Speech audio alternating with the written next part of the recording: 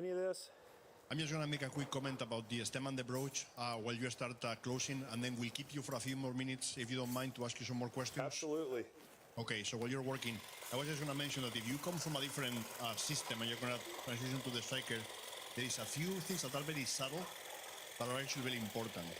If you look at the cut surface of the humerus, so just pretend that this is where you did your cut, and you place a stem, the location of the connection between the stem and the bearing is very different from company to company.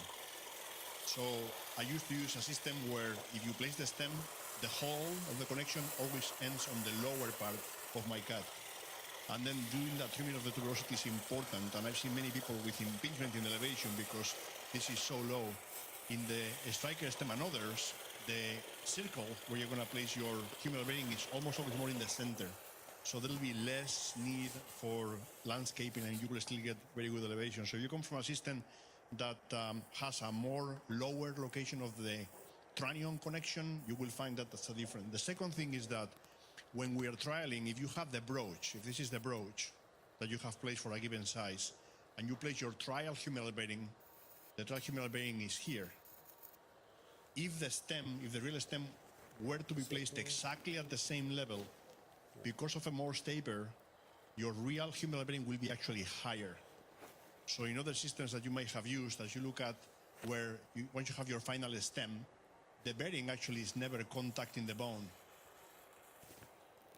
The reason for that is that you have to have a little bit of space here. So if you look at your post-op x-rays with this system, the real prosthesis will actually be here. And then the back of the bearing is really on bone, so that you have exactly the same height as you trialed with. But in other systems, you can't do that because the stem is oversized, sometimes 1 or 2 millimeters, so you cannot get the stem to the same depth as you would need to get the back of the bearing flat with bone. And I think that's important as you understand your soft tissue tension, so that you can make sure that your stem will subside a little in reference to the broach to get the right size of your bearing. From the audience, while for Matt, anyone have any? Okay, come on. Right. So, generic overview. I mean, I'll start off with saying both systems work, but it depends on what you're kind of looking for. So, if you want to conserve bone, you know, then using something that's an onlay makes sense. So, if Matt wanted to take a big piece of the lesser tuberosity off, or if you wanted to do anything of that nature, if you use an onlay, your stem will still fix very nicely. If I was trying to do something that was inset, that may compromise my cup, right? Because I took away the lesser tuberosity. So that's one thing, is that you're conserving bone if that's important to you to conserve bone. The other thing is that because of this, you can have a universal stem. So if I, for instance, I was doing a total shoulder, and I had my guy helping me, and it was a small female, and we blew out the 2 lower holes. So there, your glenoid now, the inferior 2 holes are out. So I decided to go to reverse. I already had my stem in, it's the same stem. So it's not, so I can do the stem first, and it doesn't matter whether I'm gonna do a total or I'm gonna do a reverse. It's a universal system. So you can change on the fly. So I just looked back at my rep and I was like, okay, we're gonna do a reverse now, because there's no way I was gonna put a glenoid component in. So it's very easy to make that transition. If I was doing an inlay system, you have to do your humeral cut, go to your glenoid, right? Because you won't prepare your humeral side, because you know you can't. If I was preparing for a total shoulder, the preparation for a total shoulder with the inlay system, with most systems and their reverse, are completely different.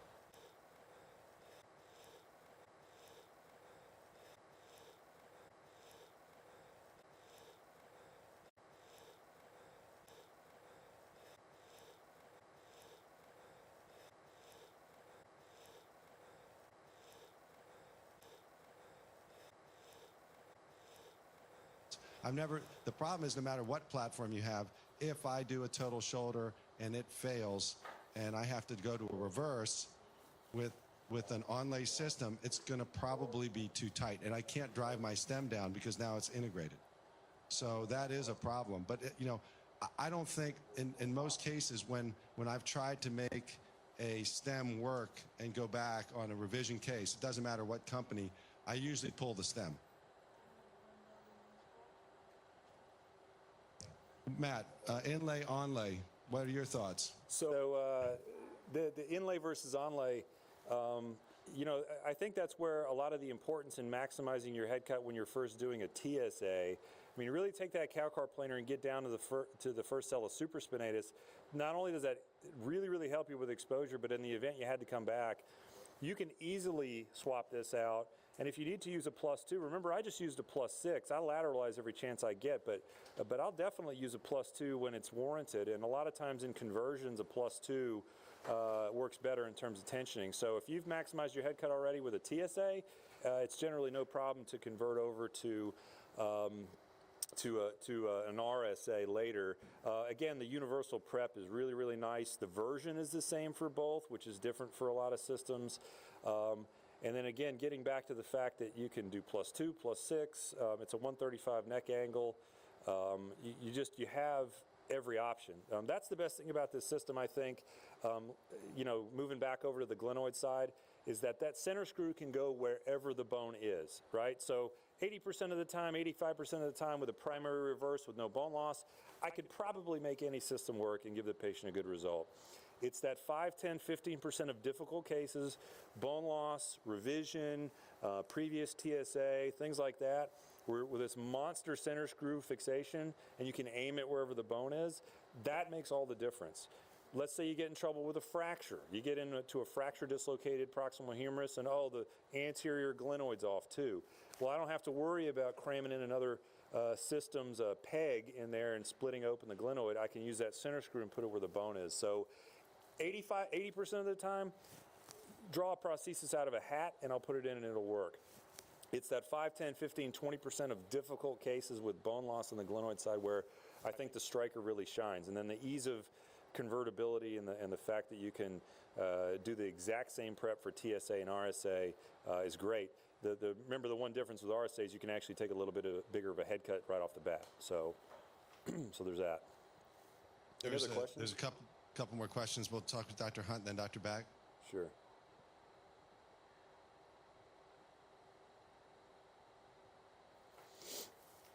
When do you use an eccentric glenosphere? Eccentric.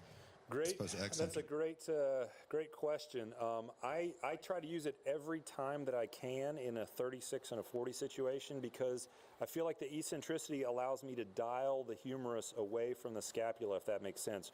Remember, the three areas of bony impingement are the acromion, the coracoid, and then inferiorly that scapular pillar. Now, when I lateralize it, it gets me away from the scapular pillar to not notch. So now, as a surgeon, I'm thinking about how do I keep that humerus from impinging against the acromion superiorly and the coracoid anteriorly. And by dialing it back to like a 430 or a 730 position, depending on right or left, that might afford me a little additional room. Does that make a huge clinical difference? I don't know, but I think the combination of landscaping and dialing around eccentricity at least gives you the best opportunity. That's a good point. I wanted to point something out. You can't see this, Matt, but one of the things you have to be careful on, if you use an eccentric, sometimes you can cross thread, so to speak, the glenosphere with the actual base plate. So you have to be very careful because you can actually get this to cold weld on. And so I've had some people send me some pictures with this happening. So I always try to look, because when this happens, if you can see too much of your base plate from the top when you're peeking in, it's not on. So you got to be very careful. The other situation where the eccentric is very useful if you use the 40 is in revision cases. So when a total shoulder fails, the former component usually was placed in the center. And sometimes it may be beneficial to place your base plate around the same location because you're filling with bone graft and so on. So if you cannot place your base plate all the way down, then you can use your eccentricity to get your sphere where you want to be. That's important too.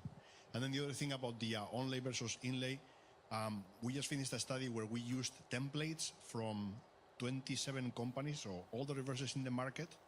And it's not just as simple as onlay or inlay. There is a range of what we call global lateralization or global offset that ranges like by centimeters, comparing like a Gramonte style versus like a very, very lateralized. So I think it's not just as simple as onlay versus inlay. You have to understand the system that you use because each system varies a lot in the combination of offset you get from the glenoid side or the humeral side or both. I was just doing this real quick, but like if I had to do a revision and I can go down 4 millimeters from the old site, gives me 4 millimeters. I use an eccentric that's 4 millimeters, and I go from a 32 to a 40 if I can. Sometimes you can't. That'll give me another 4. Now I've got 16 millimeters of length just by kind of manipulating the metal. And so that can help me sometimes. Yeah, Dr. Johnson.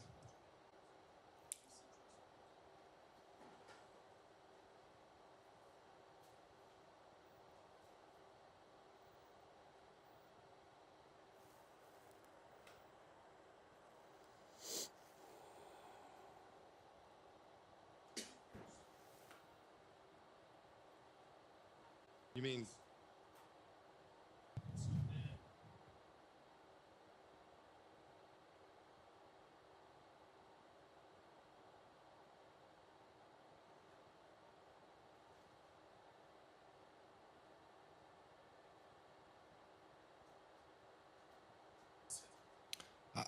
I can only say, I mean, yeah, so we're going to repeat the question for Matt. So you're going to put in a base plate revision case, and you're going to use eccentric. So you're putting your base plate lower on the glenoid faceplate. You've got inferior tilt.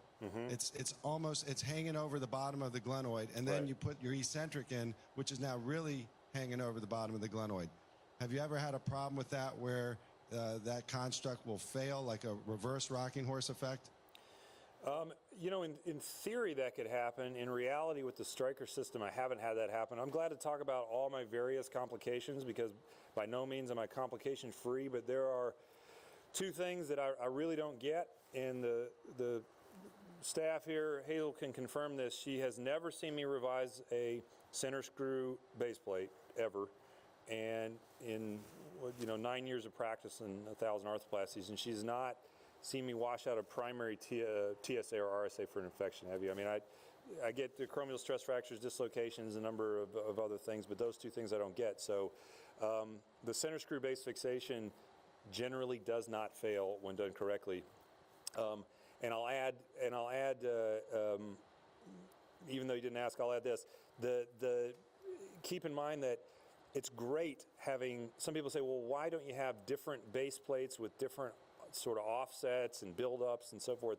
That's actually because the center screw is so strong, has been designed so well, and you can aim it where you want. You don't have to have 100% base plate to bone contact.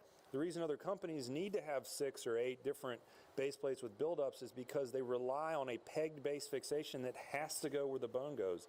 I can put the center screw wherever I want, and so it's a lot easier for me. I don't have to select out, this particular base plate for this particular defect. I can put the screw where I want to put the screw. So, although I have not had that happen, I guess theoretically it could happen. If I was already overhanging, I probably wouldn't choose to move it even more inferior. I think that might put a little bit too much tension on the deltoid, so I'd probably leave more of a neutral construct if I'm already low. He's thinking, yeah, and what I've had when I've tried to do that, what I've found as a problem for me at least, is that those soft tissues are contracted inferiorly. And so I'm trying to dissect through the inferior capsule, and somewhere down there is the axillary nerve. And in some cases, I've actually isolated the axillary nerve and cut all that capsular tissue out because it seems like it pushes my implant out and it wants to dislocate. So for me to be able to get the implant down, I have to actually see the axillary nerve. I mean, I don't do that often, but I just don't like it when there's that tension in the inferior capsule that wants to kind of push the humerus back out. Dr. Back, you had a question?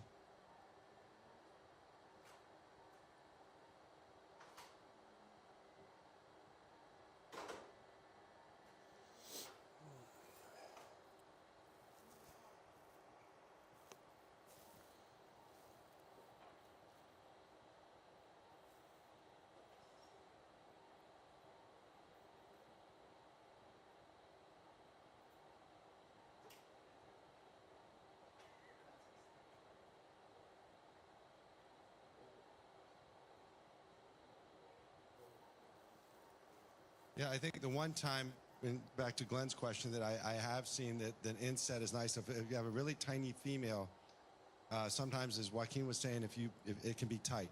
So with an onlay and an inlay, it gives you a little bit. If you can sink it down, you have a little bit less.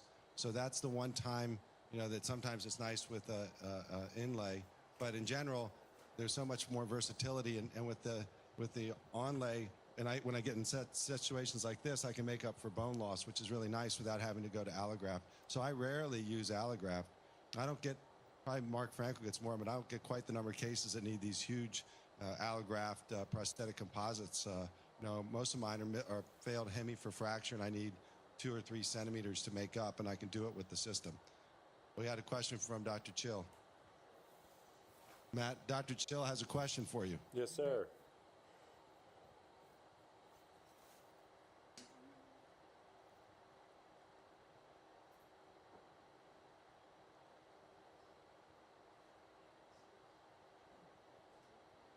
Matt, so the question, all right, Matt looks confused. I can see you're sewing while you're looking at me. It's amazing. What I want. Oh no, that's not me. No, I'm look at it. I got extra hands. See that? That's how good I am. Look at that. So here's the question. Tranexamic acid, do you use it? Yes, we use TXA. This lady has a history of a DVT and a PE, so she didn't get it. But would you use it just in the wound? Because even with a history, you can put it in the wound. Yes, you can do a topical TXA. She's not bleeding much, so I don't really need it. But no, I just point that out because in point of fact, we were just looking at cost. Thrombin, I use 2 vials. It's really expensive. TXA is cheap, so I'm switching over to TXA on my back table for my sponges and for use because it's so much cheaper. Hey, did you get rid of your first knife? Because there's some literature showing that the knife through the skin can cause problems because it gets the P. acnes, the first cut. Yeah, do you pass that off? I do. My skin knife does not get used again. So my skin knife gets used once and not again. Yeah, no, I started doing that just because I was reading some of that literature. I don't know. It makes me feel good, too. I don't know if it really helps, but it makes me feel better. So is there any other question for Matt? I have a question, Dr. Carpenter.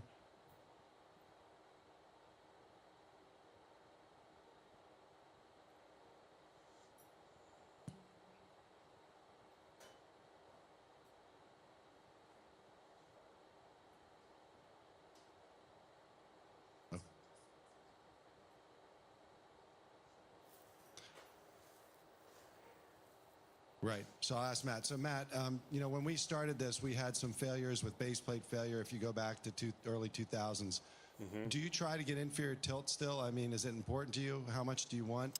Yeah, it's because you're not relatively using important. the guide. I think 10 degrees is honestly the max. I don't think I need to go 15 or 20. And in fact, when you do that, in order to get that inferior, 50-60% of bleeding bone, you really have to carve into that inferior glenoid if you go much beyond 10. So I'm aiming for somewhere in the 5 to 10 range. But the fixation in otherwise reasonable bone is so incredibly strong. And remember too that this system doesn't lateralize quite as much as there's another system out there that lateralizes even more, and the base plate failure rate is less than 0.5%. So, I think we've pretty much put to bed the whole lateralization, shear stress as a mode of failure argument. So, honestly, with base plate failure being essentially a 0 complication in my hands, again, when done correctly, I think 5 or 10 is adequate. If there's any reason to tilt inferiorly beyond distributing some of the shear stress, it's to move that glenosphere away from the acromion, and that can be accomplished with eccentricity and some other things as well. Joaquin, do you want to comment on the tilt? What do you do? I'm just curious. Just like Dr. Willis, so I go for 5 to 10 degrees. I think in the past we did show with some implants that if you have superior tilt, you had a higher loosening rate, so I don't want to take a chance. But I don't go for like 15 degrees because then you really rim a lot of bone away. I like bone preservation in general. Yeah. So to that point, it was the beginning of it's always the August story. Maybe it was Mike Cusick in August. Maybe it wasn't Mike Cusick, but there was a case where we had the pin in and we were reaming, and I just was kind of talking to the Heather or whoever in the back of the room, and I'm like, just make sure you get bleeding bone. And man, sharp reamer, inferior tilt, there went the glenoid, and I'm just sitting there going, oh my. So I think that, when you have one of those wires in with the guide, you got to really, and you got to know your reamers, because if you push too hard and you start reaming, you can be on all cancellous bone very quickly. So I've kind of changed. I freehand it. The other thing I do just to make it easier for myself, because it is a wire, sometimes if the wire, it seems to always go out the front regardless of what I do. Even when I try to make the wire go out the back, it still comes out the front. So I just cheat a little bit and antivert the wire a little bit myself because it allows the reamer to seat down a little easier as opposed to, when it's kind of parallel to the arm. And the other thing is that he didn't show it, but I got the Striker guys. It's, I think, custom item. Is it custom item number 7? They're hemispherical reamers that are, that push your retractors out of the way. So I have these hemispherical reamers that slide in, so it's a lot easier to put them in. And in the set that comes out this Academy, they'll have hemispherical reamers because the size of the base plate is 28 millimeters, and the first reamer is 32, and that reamer accounts for the bone on the periphery. But I had them make me a 28 millimeter reamer, and then I burr the periphery because I like having a smaller reamer to use. Yeah, remember too, if you're using eccentric components, that your 36 reamer might not get that +4 eccentricity, so you're still going to end up needing to use a rongeur or burr. So in the cases where I'm using a 36 or a 40, I'll only ream with the 32 because I'm going to use eccentric and dial it away, and I'll take a rongeur and just nip that rim of glenoid off that's remaining. And so you only need the 32, but those half-moon reamers are great.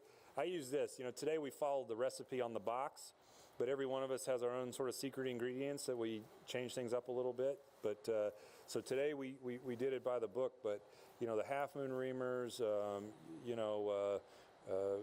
I'll let the faculty give you other tips and tricks. But find what works for you.